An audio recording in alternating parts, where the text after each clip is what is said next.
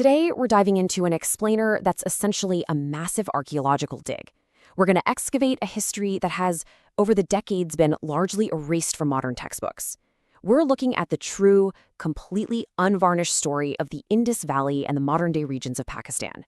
It's a story packed with incredible innovation, forgotten golden ages, complex political betrayals, and this amazing, unbroken genetic thread that survives right up to this very day.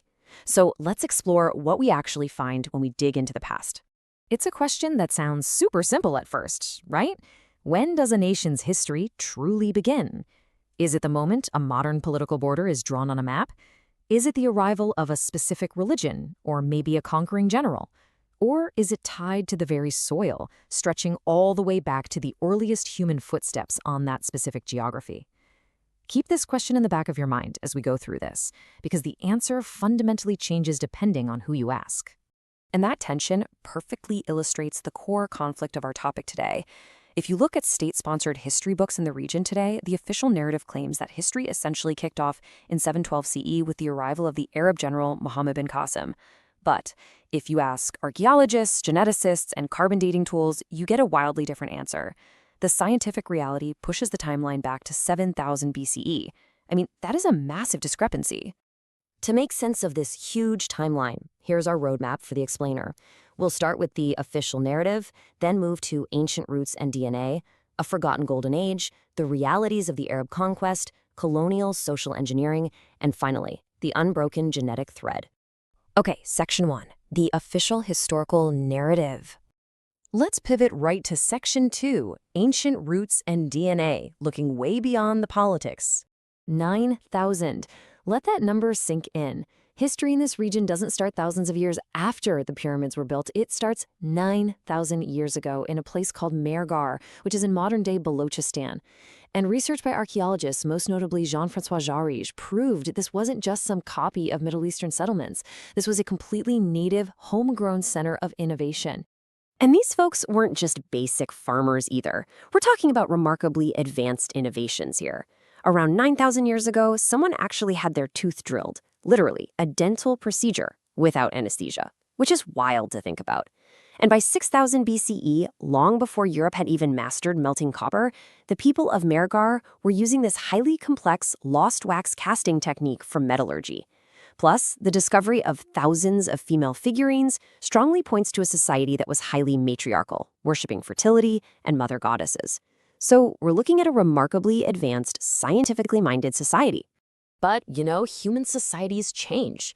By 2600 BCE, these early egalitarian villages had evolved into the massive, bustling cities of the Harappan civilization, places like Mohenjo-daro. But it wasn't a total utopia. As the cities grew, so did the inequality. Wealthy elites began living in gated communities with brick houses and private wells, while the farmers and lower classes were pushed completely outside the city walls. Many historians actually believe we're looking at the very earliest seeds of a deep, systemic social divide here, one that would later start to resemble the caste system. Eventually, climate change and shifting rivers caused these Harappan cities to slowly decline, and the people migrated.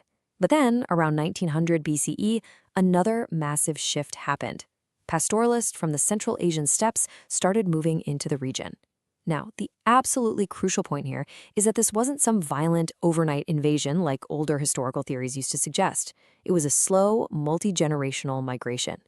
Over time, their DNA naturally blended with the locals to create the ancestral North Indian, or ANI, genetic profile. And that right there is the biological foundation for the people living in the region today.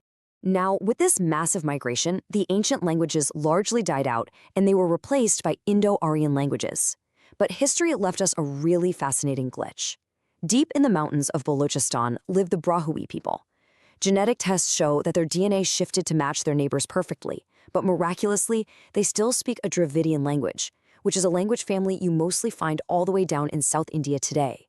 It's this incredible historical mystery of how they somehow maintained this linguistic thread while their biological makeup completely transformed. All right, Section 3, a forgotten golden age and the massive 2,500-year gap. See, between the fall of the Harappans and the 8th century, there is a massive 2,500-year blank spot that's basically been erased from the textbooks. But look at what actually went down during this era. The Rig Veda was composed right there on the banks of the Indus, which was then known as the Sapta Sindhu.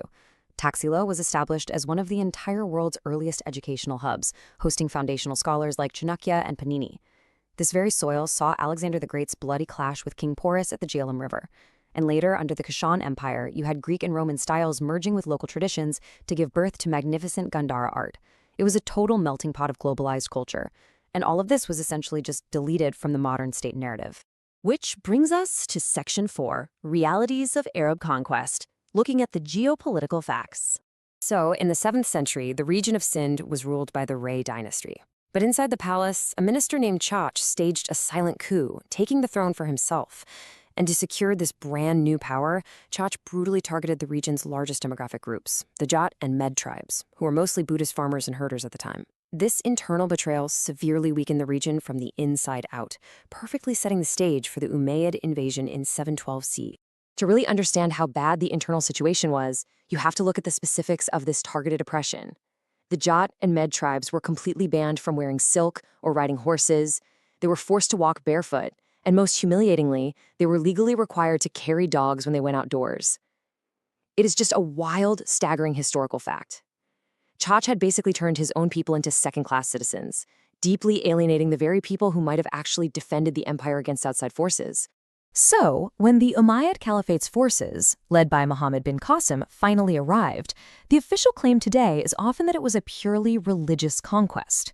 But if you look closely, the historical reality is far more economic. The Umayyads really wanted a monopoly over the Deval port, which is modern-day Karachi. At the time, this port was basically the equivalent of the Suez Canal. It was the crucial hub where South Asian spices, Central Asian resources, and Middle Eastern markets all collided. The internal social collapse orchestrated by Chach simply provided the perfect vulnerable window for the Umayyads to swoop in and secure this massive global trade route. But the story doesn't end with a total takeover. As Arab power eventually started to wane, local power rebounded. The Somra and Sama dynasties rose up. These were local Sindhi and Rajput tribes who had adopted Islam over time, and they drove out the foreign interference. What emerged next was a highly localized golden age. Great Sufi saints like Baba Farid and Lal Shahbaz Qalandar didn't just come in and preach. They actively blended local folk music, local language, and philosophy with Islamic thought. They created a rich, localized identity that genuinely still defines the cultural fabric of the region today. Moving into Section 5, Colonial Social Engineering, the era of the British. Fast forward to the 19th century, and a new player arrived who would fundamentally rewrite the social DNA of the entire region, the British Empire.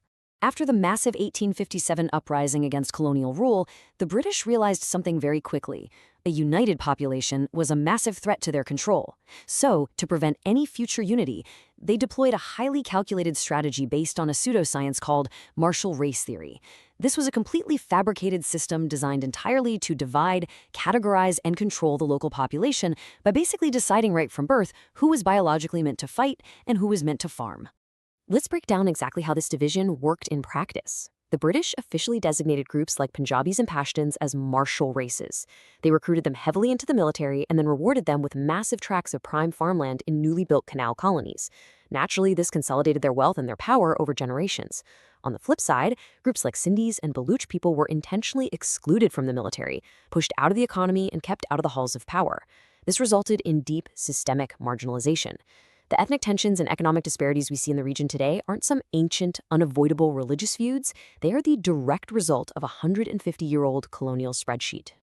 Finally, Section 6, the unbroken genetic thread and the 1947 partition. How did all of this history collide in 1947? Well, following partition, a brand new modern state was formed, and it immediately faced an immense ideological challenge.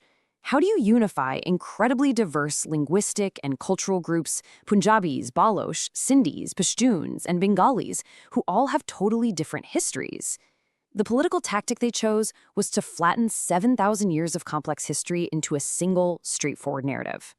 Complex secular historical texts like the Chachanama, which originally detailed complex political strategy and human greed, were reframed purely as stories of religious conflict. The immense, rich history of the Indus Valley was just sidelined to create a streamlined, manageable national story.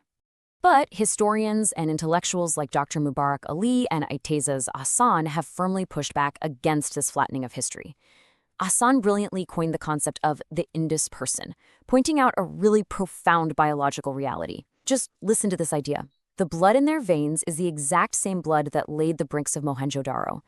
Rulers changed, languages evolved, and religions shifted over millennia, but the actual people, the biological descendants of those ancient steppe migrants and indigenous Harappans, they never left.